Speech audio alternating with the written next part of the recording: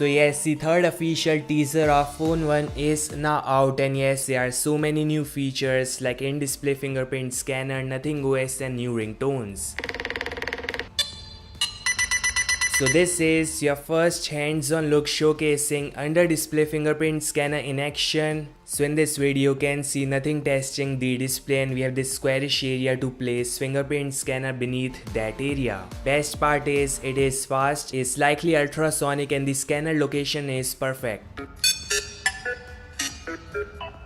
See again, the main highlight of this device is Nothing OS and not the subjective design. This Nothing OS is I think the best and fast version of stock Pixel skin, but there are some missing features as of now. So in this official video you can see Nothing OS in action. We have some widgets, and yes, there's this application drawer which contains some G apps and few Nothing exclusive apps, that is camera, voice recorder with interactive new UI, and Year 1 application which I think they'll change to Smart Device Control Center as they grow and launch some smart devices. Yeah, not to mention they'll allow you to control smart car and AirPods directly from the quick settings. So that's awesome.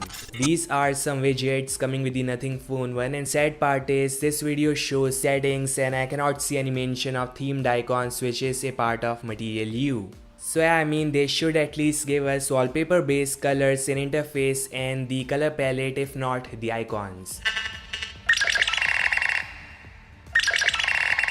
Finally, the Phone 1 got a custom 778G Plus silicon which do support wireless and reverse wireless charging, but again do note this is a mid-range silicon, do not expect it to give a flagship level speed or gaming experience.